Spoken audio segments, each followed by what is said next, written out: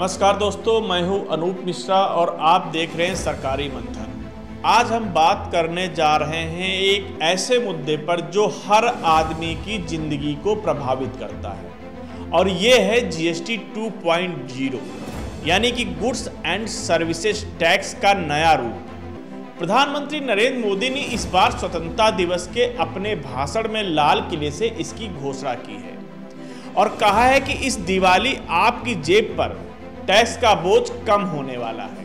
लेकिन ये जीएसटी 2.0 है क्या, ये कैसे काम करेगा, इसका आपके रोजमर्रा के खर्चे पर क्या असर पड़ेगा, इन सभी सवालों के जवाब हम आपको इस वीडियो में मिलेंगे, तो अंत तक जरूर देखें और बने रहिए हमारे साथ। सबसे पहले ये समझते हैं कि जीएसटी है क्या। जीएसटी यानी कि गुड्स एंड सर्विस टैक्स 1 जुलाई 2017 को लागू हुआ था। ये एक ऐसा टैक्स है जो सामान और सेवाओं पर लगता है। जैसे कि आप जो सामान खरीदते हैं, टीवी, फ्रिज, कपड़े, फिर कोई सर्विस देते हैं, जैसे रेस्तरां में खाना खाते हैं तो आपको टैक्स देना पड़ता है। जब आप सोचेंगे कि सरकार ने इसे लागू किया, क्यों बताया कि ये पहले देश में कई तरह से टैक्स लागू हुआ करते थे, जैसे VAT, service tax, excise duty वगैरह वगैरह। जीएसटी ने इन सारे टैक्स को एक कर दिया ताकि टैक्स सिस्टम आसान हो जाए। लेकिन शुरुआत से ही जीएसटी को लेकर कुछ शिकायतें रहीं, जैसे कि किस व्यापारियों ने भी इसका काफ़ी विरोध किया, इसके कई स्लैब रहे, इसकी वजह से कई चीज़ें जटिल भी हो गई और कुछ सामानों पर टैक्स इतना ज़्यादा था कि आम आदमी के जेब पर काफ़ी ज़्यादा बोझ पड़ रहा था। अब 8 साल बाद सरकार जीएसटी 2.0 ला रही है, जिसे वो कह रहे हैं गुड्स एंड सिंपल टैक्स, यानी कि अच्छा और आसान टैक्स। इसका मतलब है कि टैक्स की दरें कम होंगी, नियम आसान होंगे और आपकी रोजमर्रा की जो जरूरतों की जो चीजें हैं वो सस्ती हो सकती हैं। ये एक अच्छी खबर जरूर है। तो आइए इसे और गहराई से समझते हैं। तो जीएसटी 2.0 में क्या नया है। अभी जीएसटी में 4 स्लैब आते हैं, 5% का है, 12% का है, 18% का और 28% का है। इसके अलावा कुछ लग्जरी और सिन गुड्स जैसे सिगरेट है, पान मसाला, इस पर 28% के ऊपर एक अलग सेस भी लगता है।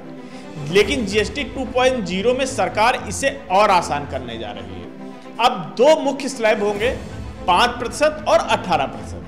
साथ ही सिन गुड्स जैसे तंबाकू, सिगरेट, ऑनलाइन गेमिंग पर एक खास 40% का टैक्स लगेगा।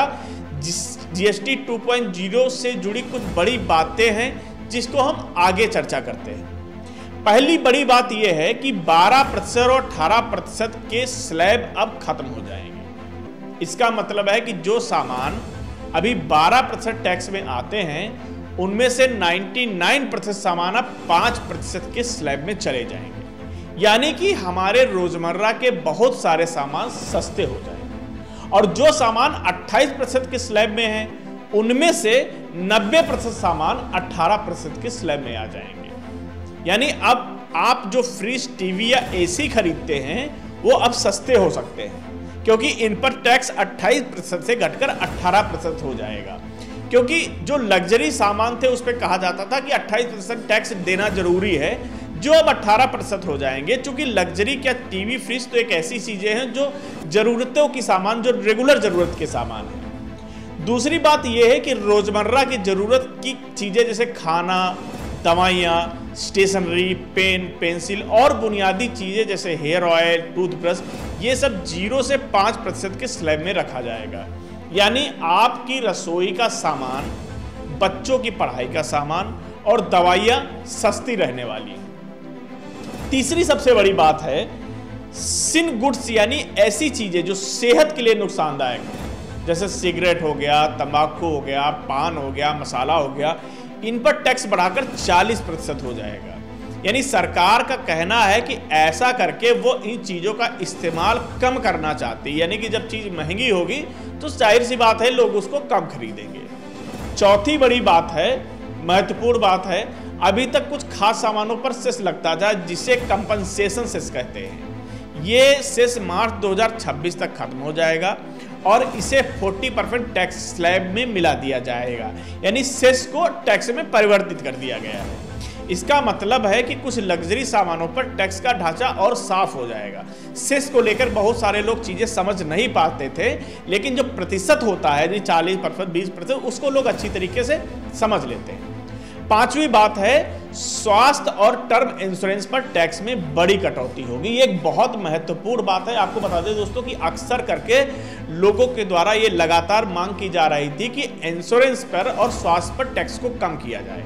खासकर सीनियर सिटीजन्स के लिए हेल्थ इंश्योरेंस और सभी के लिए टर्म लाइफ इंश्योरेंस पर टैक्स कम हो सकता है, जिसकी लगातार मांग पहले से हो रही थी, जिसमें इंश्योरेंस सस्ता होगा। और ये सवाल ये है कि इसमें आम आदमी को फायदा कैसे होगा, ये एक बड़ा सवाल है। चलिए कुछ उदाहरणों से हम आपको समझाते हैं कि टैक्स अगर कम होगा तो उसका फायदा आम आदमी को कैसे होगा। जैसे आप एक फ्रिज खरीदने जा रहे हैं जिसकी कीमत अभी 20,000 रुपये है। इस पर 28% टैक्स लगाया जा रहा है, चूंकि ये लग्जरी आइटम माना जाता है, यानी करीब 5,600 रुपये टैक्स आपको चुकाना पड़ेगा। जीएसटी 2.0 में ये फ्रिज 18% स्लैब में आ जाएगा, यानी सीधे 10% का आपको फायदा होगा। यानी आप कभी भी कुछ सामान खरीदने जाते हैं तो अक्सर दुकानदार से कहते हैं भैया इसमें हमें कितने % का छूट मिल जाएगी, तो वो डायरेक्ट सरकार ने जो कि रोजमर्रा की चीजें हैं उस पर 10% का फायदा मिलेगा, यानी टैक्स सिर्फ 3600 रुपये लगेगा। मतलब आपकी 2000 रुपये की बचत हो जाएगी। इसी तरह के टीवी, एसी मिडिल क्लास के लिए जरूरी कई सारे सामान होते हैं, ग्रोसरी के सामान होते हैं जो काफ़ी सस्ते हो जाएंगे। खाने पीने की चीज़ों की बात यदि हम करते हैं तो अभी कुछ चीज़ों जैसे ब्रांडेड खाने का सामान, जूस, बटर, चीज़ 12 से 18% स्लैब में आते हैं। जीएसटी 2.0 में अब ये 5% या 18% में आएंगे, जिससे आपकी रसोई का खर्चा भी कम होगा। दवाइयाँ और मेडिकल सामान जैसे बैंडेज, डायग्नोस्टिक किट हो गया, पहले से ही 5% में है, इसलिए इनमें कोई बदलाव की संभावना नहीं है। अब थोड़ा डेटा की बात करते हैं ताकि तस्वीर और साफ हो जाए और हमारे दर्शकों को सारी चीज एकदम क्लियर हो जाए। 2023-24 के सरकारी आंकड़ों के मुताबिक जीएसटी का सबसे ज्यादा रेवेन्यू यानी कि 65% 18% स्लैब से आता है।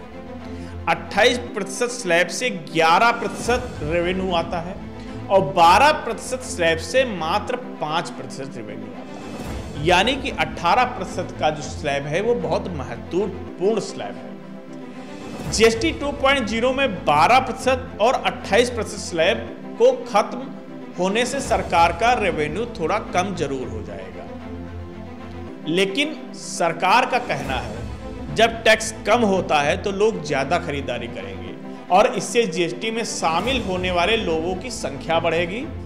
इसे लाफर कर भी कहते हैं, यानी कि टैक्स कम करने से खपत बढ़ती है और लंबे समय में रेवेन्यू बढ़ सकता है। लेकिन इसका कुछ राज्यों में विरोध भी देखने को मिल रहा है। कुछ राज्यों को डर है कि टैक्स कम होने से उनका रेवेन्यू कम हो जाएगा, क्योंकि जीएसटी का आधा हिस्सा, बड़ा हिस्सा जिसे कहते हैं, राज्य को जाता है। इसलिए जीएसटी काउंसिल की अगली मीटिंग में जो सितंबर में होगी इस पर काफ़ी चर्चा होने वाली है और काफ़ी महत्वपूर्ण बैठक मानी जाएगी। अब थोड़ा राजनीतिक एंगल भी देख लेते हैं, क्योंकि हमारे देश में बगैर राजनीति कुछ नहीं होता है। हर एक पे राजनीति होती, चाहे वो अच्छा हो या बुरा हो, होनी भी चाहिए, चर्चा जरूरी है, लेकिन राजनीति अगर जो जनता के लिए अच्छी बात हो तो उस पर राजनीति ना ही की जाए तो अच्छा है। अब राजनीतिक एंगल की बात करते हैं तो कांग्रेस पार्टी ने जीएसटी 2.0 का स्वागत तो किया है, लेकिन ये भी कह रही है कि इसे और बेहतर करना होगा। कांग्रेस के नेता जयराम रमेश ने कहा है कि जीएसटी का ग्रोथ सपोर्टिंग टैक्स बनाना चाहिए, ना कि ग्रोथ सप्रेसिंग टैक्स। उनका कहना है कि जीएसटी 2.0 एक खुली बहस होनी चाहिए सरकार और विपक्ष के द्वारा। सरकार को एक आधिकारिक डिस्कशन पेपर जारी करना चाहिए। साथ ही उन्होंने कहा छोटे उद्योगों यानी एमएसएमई की समस्याओं को हल करना जरूरी है, जैसे कि इंटर स्टेट सप्लाई के लिए टैक्स की सीमा को और बढ़ाना चाहिए। कांग्रेस ने यह भी सुझाव दिया है कि बिजली, शराब, पेट्रोल और रियल एस्टेट जैसे क्षेत्रों को भी जीएसटी के दायरे में लाना चाहिए ताकि टैक्स सिस्टम और मजबूत हो सके। जो दोस्तों जीएसटी 2.0 एक ऐसा कदम है जो आपकी जेब को राहत दे सकता है। खासकर इस दिवाली से पहले अगर सब कुछ ठीक रहा तो अक्टूबर तक ये बदलाव लागू हो सकता है, लेकिन ये तभी मुमकिन है जब केंद्र और राज्य सरकारें मिलकर इसे पास करें। हमारी राय में एक अच्छा कदम है, लेकिन इसे लागू करने में पारदर्शिता और सावधानी बरतनी होगी ताकि आम आदमी को फायदा हो और राज्यों को नुकसान न हो। आपको क्या लगता है, क्या जीएसटी 2.0 वाकई गुड्स एंड सिंपल टैक्स बन पाएगा? अपनी राय हमें कमेंट में जरूर बताएं। मिलते हैं आपसे किसी और वीडियो में और खास खबर के साथ। मैं अनूप मिश्रा आपसे विदा लेता हूं। नमस्कार।